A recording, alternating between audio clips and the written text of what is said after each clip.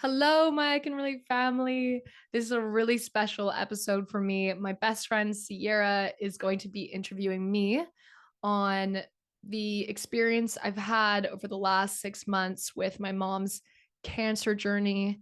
She had advanced ovarian cancer, and this is just a really raw and real conversation of the experience that I had and we had as a family. And it's a special time because we rang the end of treatment bell yesterday. And my mom at the very end, this wasn't planned, but she came in to say hello to Sierra because the call was over, but I luckily was still recording. So you'll get to hear that as well. So thank you so much for those who've been along this journey with me. It means the world to me. And I'm sending you all my love. I know the January blues are so real. So big hug, one day at a time. Hey, Hi. hello. How are you doing? I'm good. How are you? I'm doing well. I'm feeling sun-kissed and getting that vacation feeling. It's been really nice being here with my family for a few days and going Yeah, where are you at? surfing. We're in Dominical, Costa Rica. Mm. Yeah, so it's been really fun. Yeah. Oh, you look good. Everyone who's listening, you can also watch on YouTube, just to let you know. Okay, so I guess do you want me to start with this or like Yeah. Yeah, because we're switching it up here. we Okay, are. We so are role playing here. How about we start off with how we know each other? You go, you okay. start. Okay. All right. So, uh, Jessica and we met in high school in Ontario, Canada, and we've been friends for, oh God, how many years? Over 10 I years. know, back I since don't want to date us 2009. too Someone much. else do the We've math been for friends us. 15 years. We've been friends for like 15 years. Yeah. And you contacted me a few weeks ago and asked me if I would interview you. So bear Mhm. with me, everyone, because this is not what I do. I am not used to this sitting in the interviewer chair, but I'll do my best. And I think it's going to be a really interesting story because it's something that um, a lot of people go through cancer and how it affects loved ones. And I think it's really important that we see this perspective because what we usually see is from the cancer patient's perspective, but it really does touch those who are around them. And I guess let's start off with you taking it away on just sort of the like take us back to maybe what's going on right now with your family and why you want to do this interview. Yeah. So before I even jump into that one, I'll just say, everyone, Sierra is my best friend in the world. We're soul sisters. I already have two sisters, but I technically have three with Sierra. And she and I have been, as she said, friends since high school. And I specifically wanted her to interview me, despite her not interviewing people normally, because we always find ourselves in these deep conversations. We can go from being silly, rolling around on the floor, to the most deep conversations about life. And I wanted to capture that. And Sierra herself, while we were in high school, went through a cancer experience with her father. So she's kind of the perfect person to ask questions because she's been through it. So now I'll answer your other question.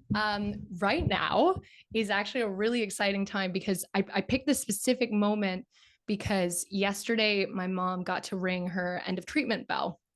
Oh, that's Um, incredible.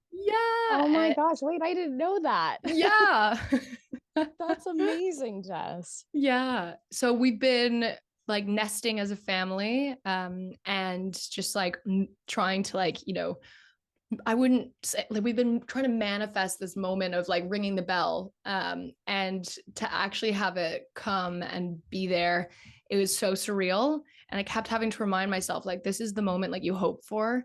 And one thing to say is like, it's not an end of like it's not a like woo like cancer over. It's like it's an end of treatment. So Hmm.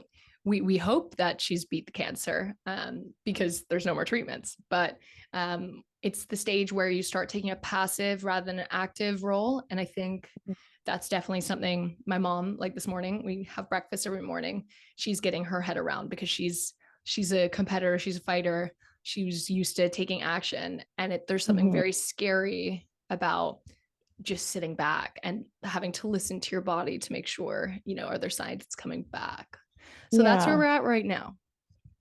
I guess just for some viewers, if they don't know your full story, maybe take us back to what type of cancer your mom has and when this kind of all started to develop. Maybe she was showing symptoms, how long it's been. So maybe just take us back through that.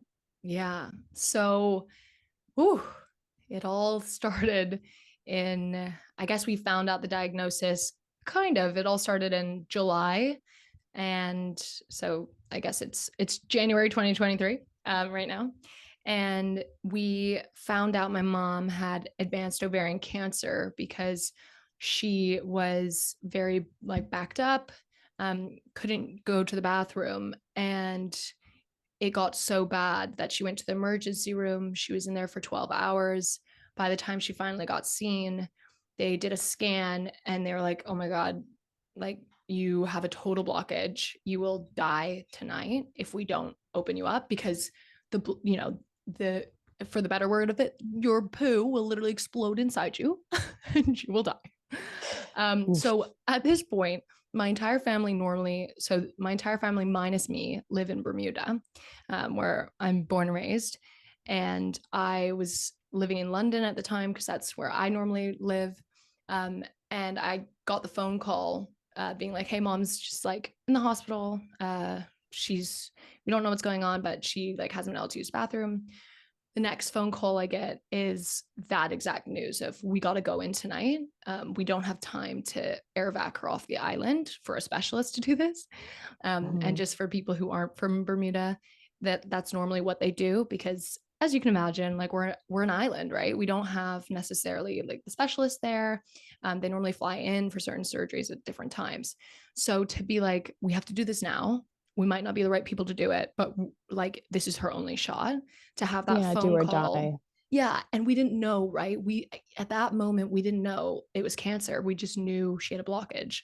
Mhm. Um, and so they that was like the worst. Like that, so that phone, I mean, it wasn't the worst phone call. You'll hear the next phone call. So the the surgery went ahead. I was like shitting my pants in London.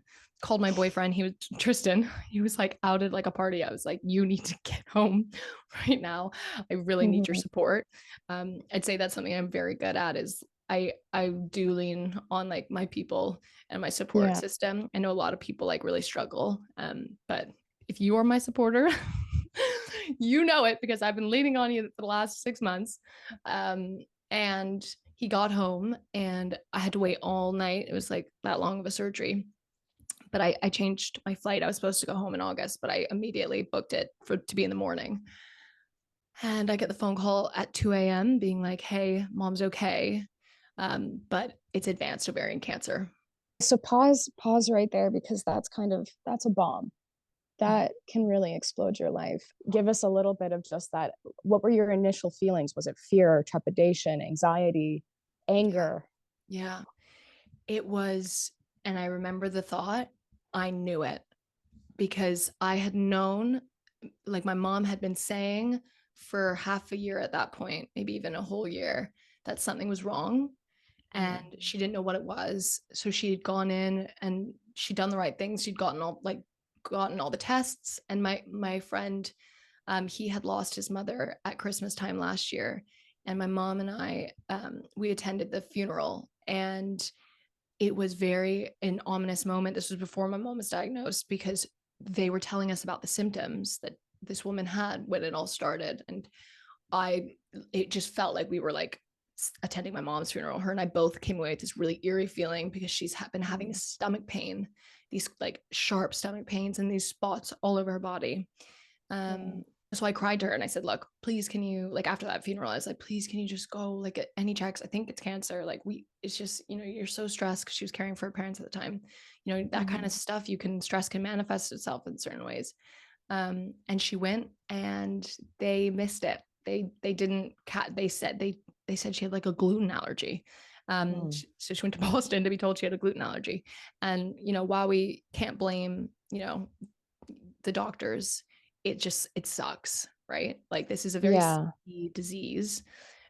So when in that moment that you're asking me to hone in on, all I felt was like, I freaking knew it. And I was Mm. just so scared that despite the fact that saying I knew it, it didn't matter whether I knew it or not. Like it felt Yeah. in that moment, it felt like we were out of time. And it Mhm. didn't feel like I didn't feel any hope at that moment. And yeah, I was in bed so tired, so anxious, and it only got worse, right? So like the Yeah. next step was I got on that flight, Mhm. and to get to London to Bermuda, like it's an 8-hour flight or something like that. Yeah. Um, and I just remember I don't remember being on the flight. Actually, yes, I do. But what upset me the most was I remember being at the airport and all of a sudden I was noticing everyone having a mom and everyone being like, Right. Mom. And that Right. was like, I was just so grateful for masks because there's something about like wearing a mask that's like I could hide Hides your at least half emotions. my face. And then the Mhm. other half, I was that person in sunglasses in the airport. Once I touched down in Bermuda, I then went to I wanted to get to the hospital, but they of course have their visiting hours and it's Right. COVID, so only like a certain amount of people can go in. Right. But the moment I could go in, like I did, I saw my mom just looking so like vulnerable, and my mom, for those who know her, who don't know her, she is so strong. She's like Mhm. legit, like almost like one of those like untouchables. Like she's a Yeah. competitor, she's a doer. She's just everything she does, like she does well. And so to see her lying in that bed, and again, at that Jarring. moment, I didn't feel like any hope, right? So I was like, holy Yeah. shit, like, is this me saying goodbye to my mom? Yeah. And then, we're all, as a big family, we're all fighting for time to spend with her because you're not Right. allowed to have more than a certain amount of people in. So we had to start dividing up time. We're like, well, I want a certain amount of hours a day. It's like, okay, why don't we go as a two? And it's like, no, I want personal time. And then Mhm. I'm like, I've been away for like 6 months. Like, can I have a little bit like more than like an hour? Yeah, how do you measure that, with family members to divvy up time? And that's really challenging. And I'm sure that just Yeah. adds a lot of pressure to the dynamic of, you're all there for support, but it's all sort of like this hunger to be like, I need my time with her. And I like, how much do we have? And Yeah. that's really challenging. So Yeah. did you find that you're like, you guys, when you were there in the waiting rooms, would you kind of like tag team, or did you have a bit of a meeting to sort of be like, okay, we need to kind of, I know most of you in that family, you're very pragmatic, you're very you're Schedule good linear oriented. thinkers. Yeah, so I feel Yeah. like that also could have really helped with this to Yeah. lessen the chaos. Yeah. It was my job every night to talk with everyone and then send a schedule to mom in the morning so that she knew when we were coming and who was Right. coming. And like that would Yeah. give her something to look forward to. Um, Yeah. I was lucky enough that my work, I called them to tell them. I was like, hey, like, I called them the morning that I was about to fly, like the morning I'd received the news, and I told my Hmm. boss. And honestly, like, shout out to my boss. He's amazing, and so the whole team, because they were like, go, like, we'll take care of things. And I don't work at Hmm. like a big company. Like we're a startup of 6 people. We are extremely busy all the time, and we Yeah, have to so that hustle spoke hard. volumes. Yeah, and I'm in sales, right? So like we we gotta hustle like every day. Yeah. Like I can have some time off, but we still as a company need to hit targets. And there's 3 of us in sales. So, for them to give me this time, that month off was, I'm just so grateful for any employer who gives you that flexibility, especially when it means like on them, they're gonna have to pick up the slack. Yeah. It's kind of a continual theme though, hey, is like, everyone sort of has to pick up slack in places that, it can be really hard on them. And did you find, so other than your work being really helpful and supportive, did you find that you could lean on kind of like other family members or friends on island who could kind of, bring you a casserole or, show up and kind of just, though that's honestly the best thing for people is bring food, even if they don't eat it, if they have no Yeah. appetite, let it rot on the counter, but bring it. You Yeah, know, I that's definitely what I tell everyone. Yeah, because yeah, it's honestly the most helpful thing you can yeah. do is provide food. You just don't have the mental capacity. It's not, you're not thinking about taking care of yourself. Uh, Mhm. but I'd say yes, I definitely felt like my support system were just like incredible.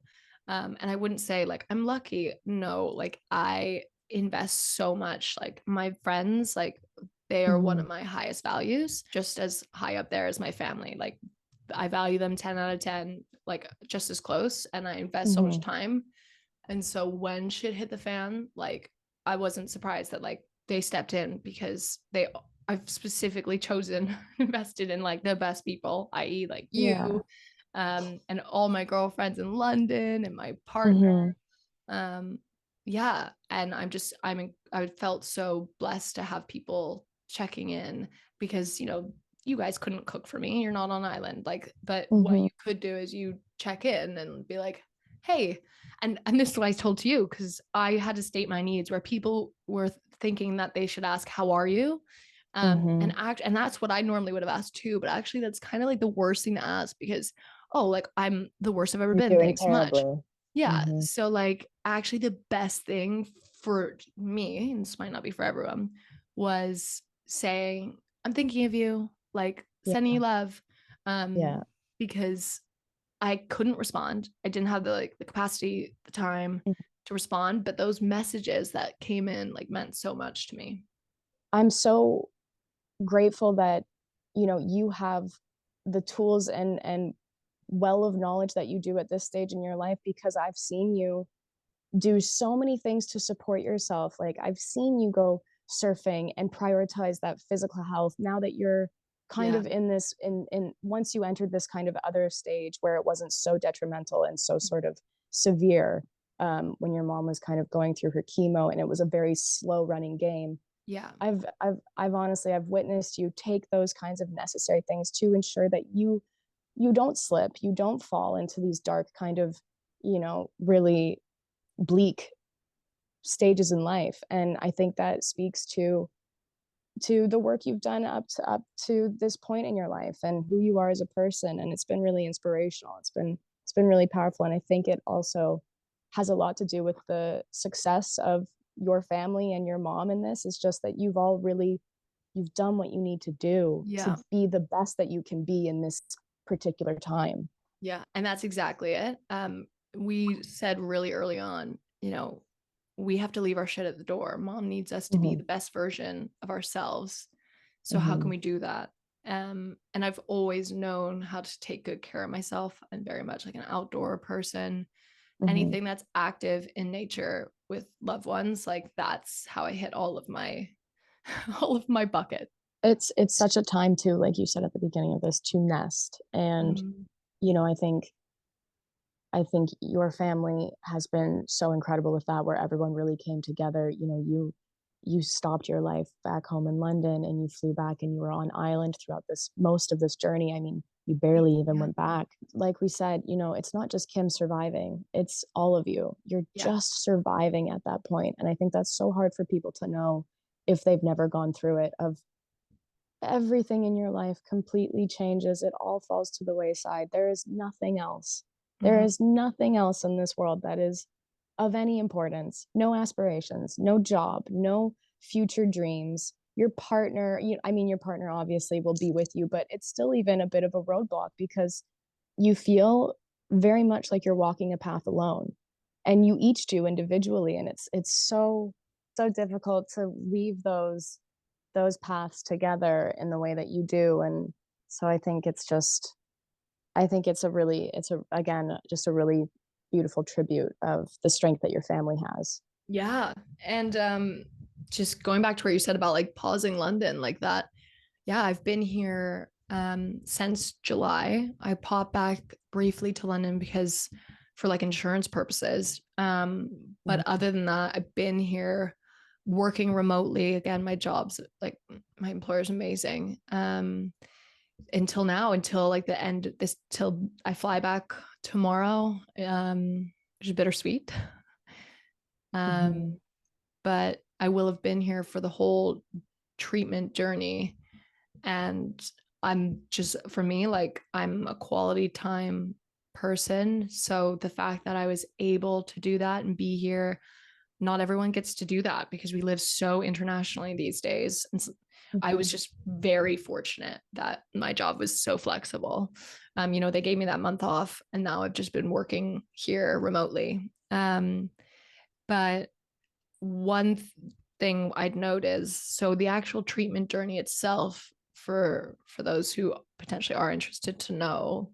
So she got diagnosed with advanced ovarian cancer, and then we had to just sit and wait for her stomach to heal. Like we couldn't do anything until that was From that healed. initial surgery, right? Yeah, and all you want to do, Before the yeah, all you want to do when you know there's tumors growing inside your mother, um, and strangling parts of her, you want to start, you want to go, you want to like get off the start line.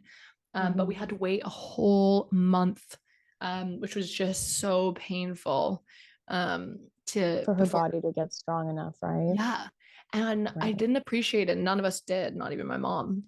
Abdominal surgery, like, is so, like, even if she didn't have cancer, abdominal surgery, you can't do anything. Like, you literally like struggle to like move.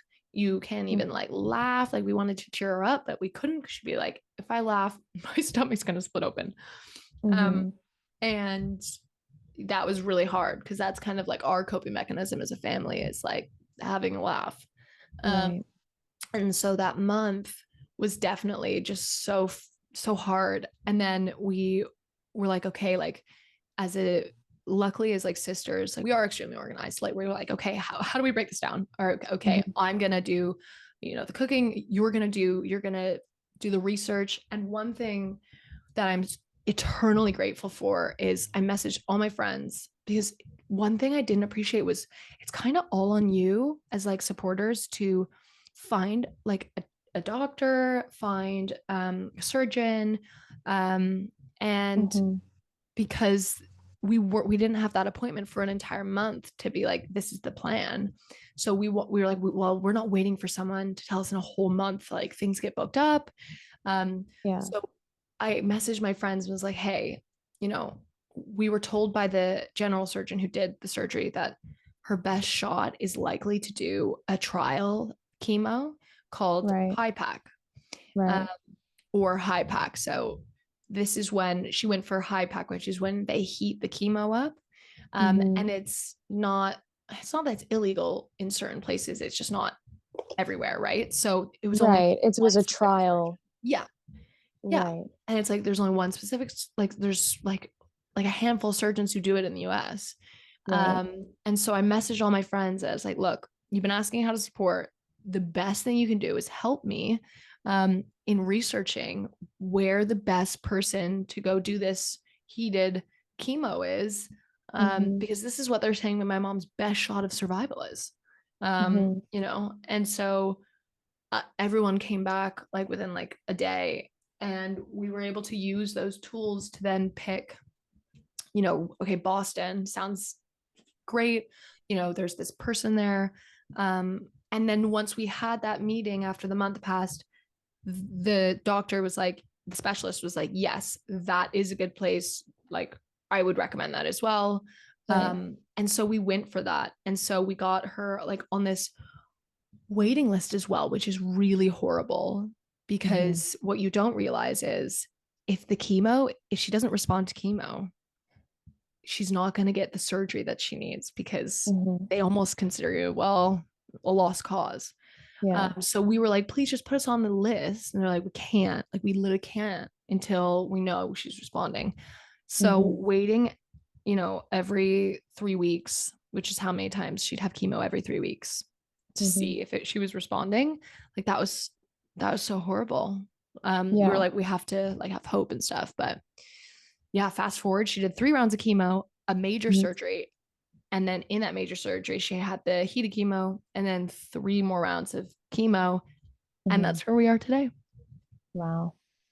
Yeah. Yeah, it's quite a story. And it is interesting because, most people will go through sort of systemic traditional chemotherapy, which is intravenous, and it's like that's kind of what most people are familiar with is, you know, the hair loss, the vomiting, the um, extreme fatigue.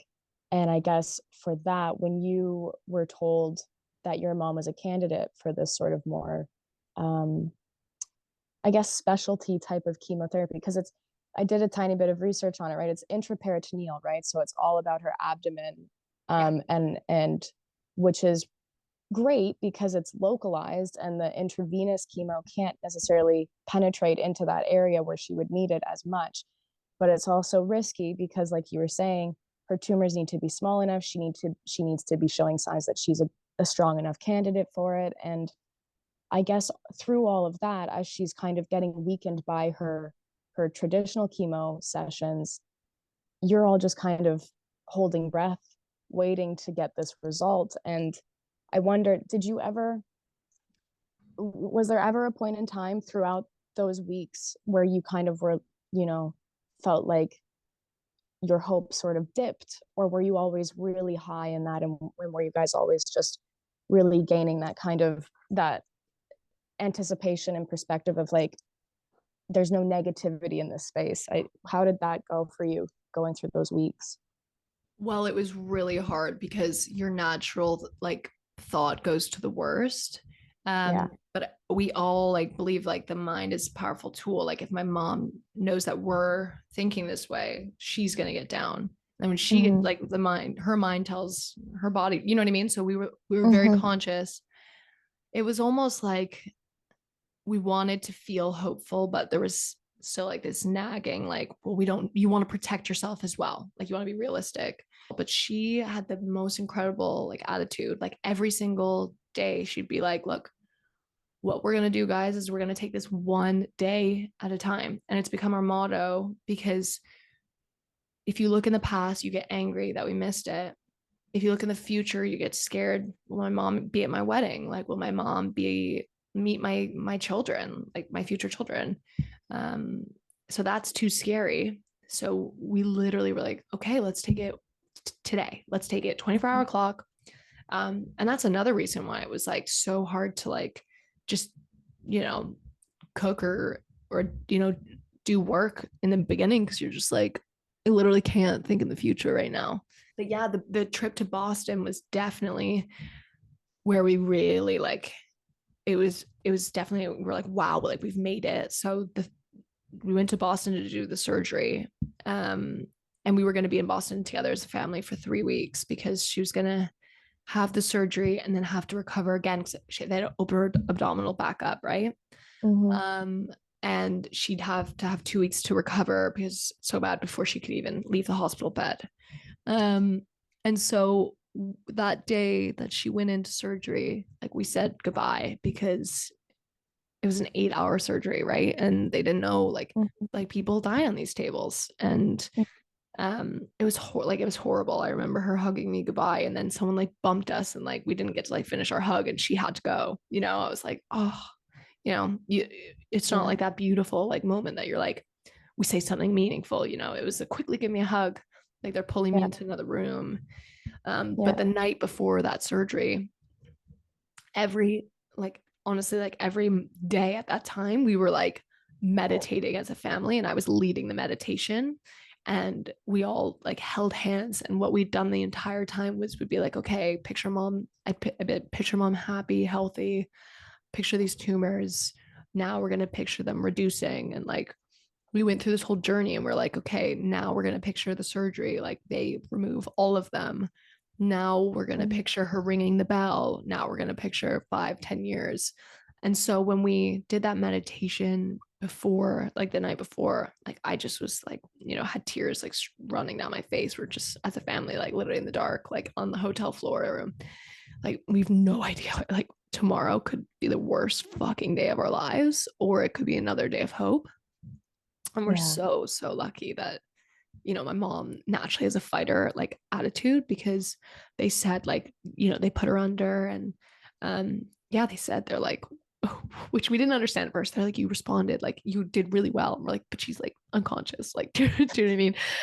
But he was like, no, like what I mean by that Like is no heart palpitations during surgery kind yeah, of like your thing. body was like okay with us being in there. And that's only Hmm. people who are like just mindset is so right. Like a lot of people go in and they're all of a sudden they start going like, flatlining. Like Yeah. my mom was like in there, like fighter Kim in there. She's a tough cookie. She is. And they said to us, they're like, look, we might not even be able to do the damn like high pack if there's not enough time, because it happens at the end. And just to explain to people, it's like they go in, they remove all the tumors they can see, they take out our ovaries, they take out everything, and then they use this heated, so if that's all gone well and she's still stable, then they do the heated chemo. And then at this stage they heat up the chemo and they rinse out her entire stomach cavity to get rid of all the micro tumors that you can't see in micro cancers.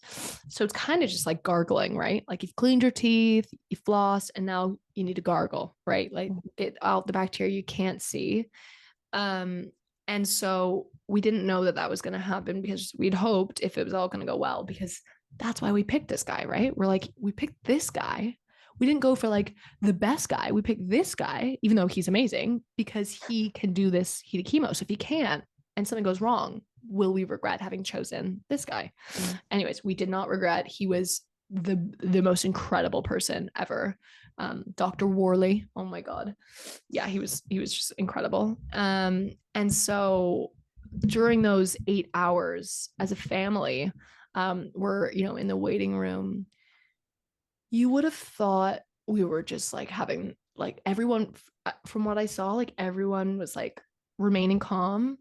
For me, I knew I needed to get into nature. Like I couldn't be sat in like a waiting room with like fluorescent lights for like 8 hours. Like I needed the comfort of like seeing a tree, and like so I just went, and I think I walked 30,000 steps. Honestly, it was ridiculous. Yeah. And I just the whole time was like, I felt my mom with me, because she's unconscious, right? So I was like, I'm with you. I'm sending you so many healing energies. If I'm in a good place, like, and she's tapping into us, I'm like, she's hopefully in a good place.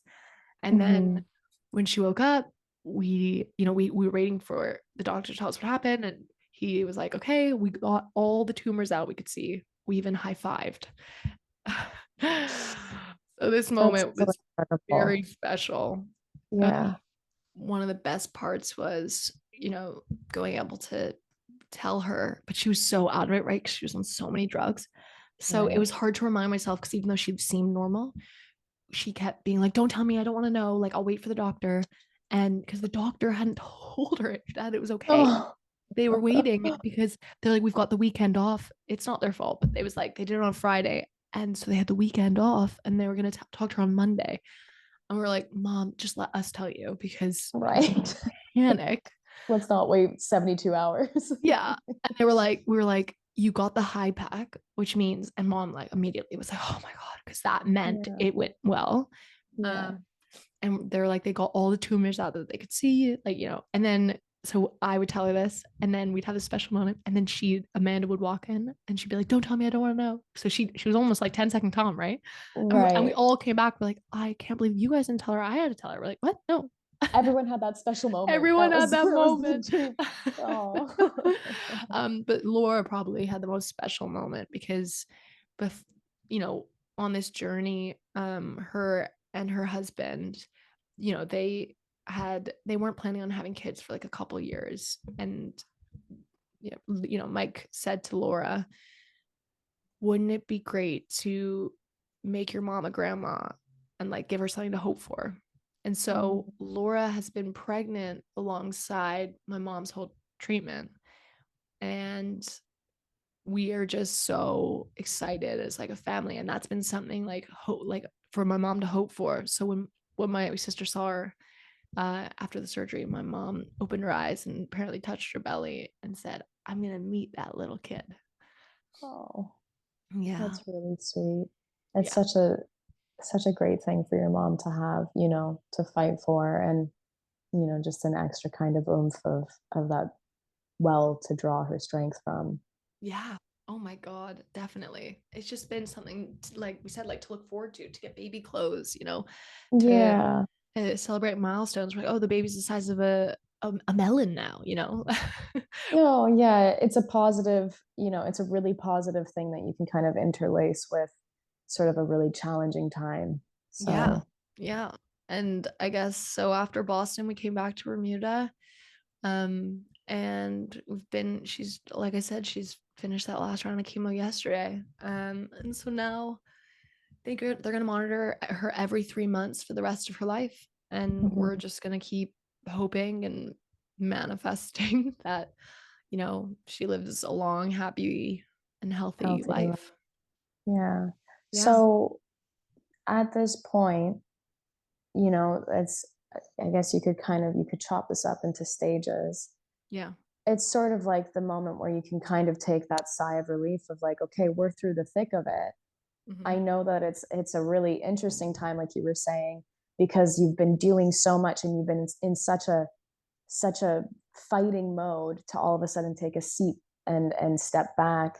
It is really challenging to kind of be like, okay, now we're passively just dealing with this. It's not active.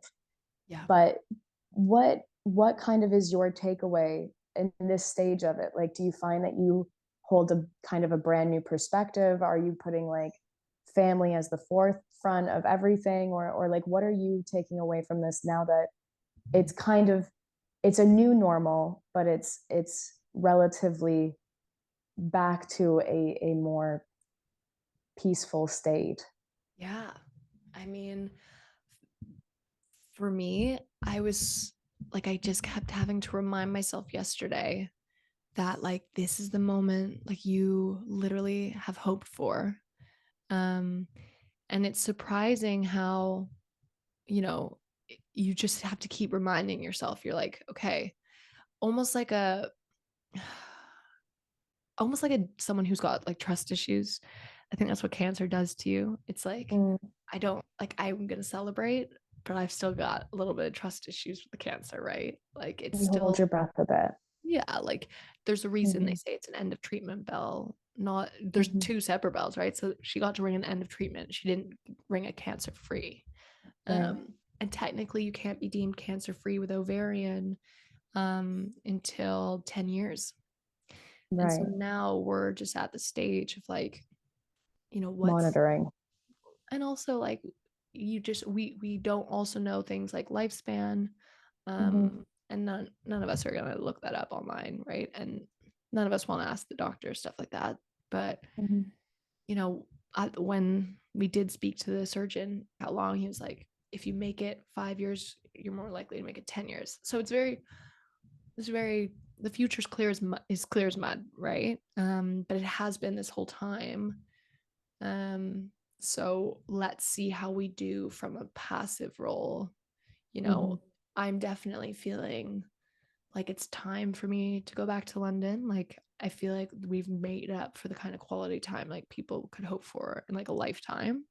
Hmm. Um, so I'm ready in that way, but I'm also like, very anxious of like not being able to be here in case something goes wrong, or Right. it's, and yeah, I'm nervous about how my mental health is going to be when I go back to London.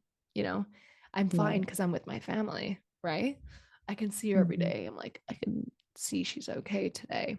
Like I keep thinking today's like the best, like it's over. It's like, no, actually she just got blasted with the max amount of chemo you can yesterday. Like before this call, I went into the bathroom, I could smell vomit. She was like, yeah, I was up all night throwing up. People don't realize how much the power of a wig does to your emotional, like it Mm. tricks you, right? Because my mom has like this amazing wig that I forget that she has cancer sometimes.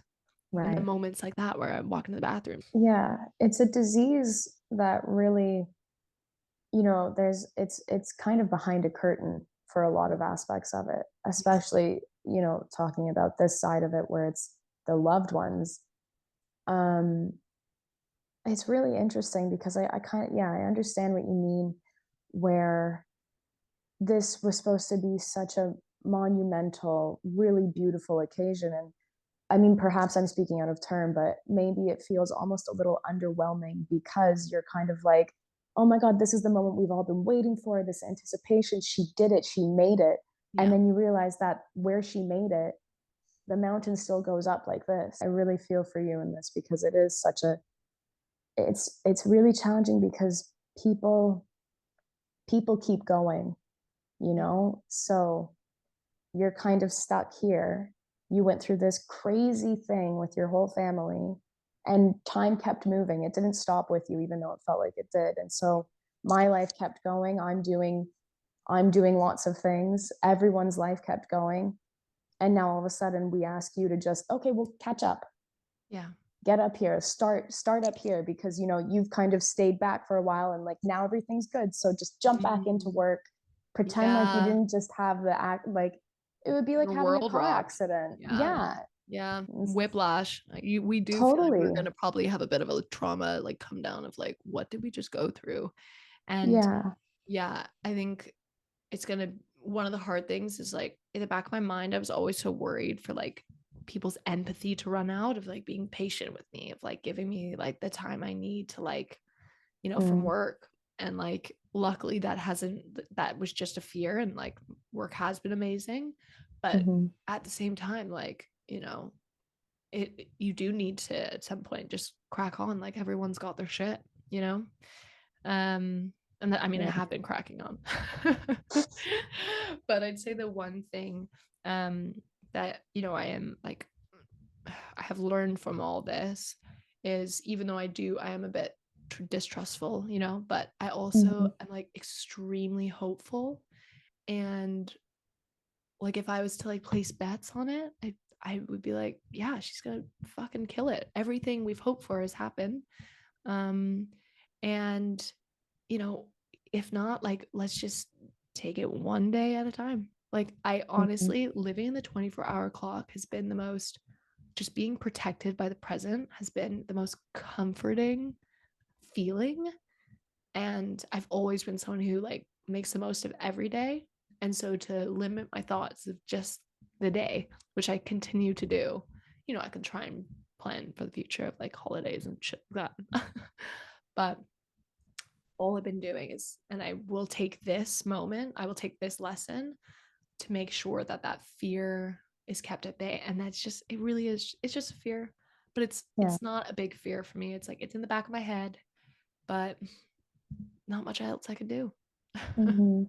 I guess you've also nailed like a lot of pieces of advice for people, for Yeah. caretakers. But I mean, do you have any kind of last words on if someone's going through this, maybe what would help them? Yeah. I'd say, if you're going to go through this, or if you're going through this, um, just remember to have hope. Hope is a very powerful thing. Um, and even though you feel like you're protecting your heart by being like, the worst case scenario, it's like, I'm ready for it. But you're like, no, like have hope. Like you're allowed to be hopeful. Mhm, Um, and to lean on your support crew, to give yourself time to, you know, because you do want to be the best version of yourself, right? And to be kind to yourself, when things like this happen, like it's so hard as a family to like, stay calm and not yell at each other because you're scared. And if mm, that happens, like that's okay. Like at the end of the day, at least for my family and I, we're like, even if we get upset with each other, like we take the time to make up for it and like hug and kiss and know that like yeah. of course we're like this, we're tired, we're anxious. Mhm, So be patient with yourself. And for anyone who's looking to support someone, like I said, like checking in with the calls is just incredibly helpful. And also just like educating like yourself, like look up whatever the disease is, like even if you're not gonna like text them, I saw that it was like this, it's like it's just so helpful for someone to speak the same language as yeah. well, so that the person doesn't have to educate you on it. um Mhm. but thank you so much for sharing this space with me, and for, yeah, letting me, giving me the space to share my story. I think it's an Yeah. important story to share, and I'm really I'm really proud of you, and I'm so happy for, the milestones and all the good news that's come out of this. I think this has been a great relay of information. Yeah. So thank you for coming on your podcast. And I will be hanging up my interviewer headphones because this is daunting.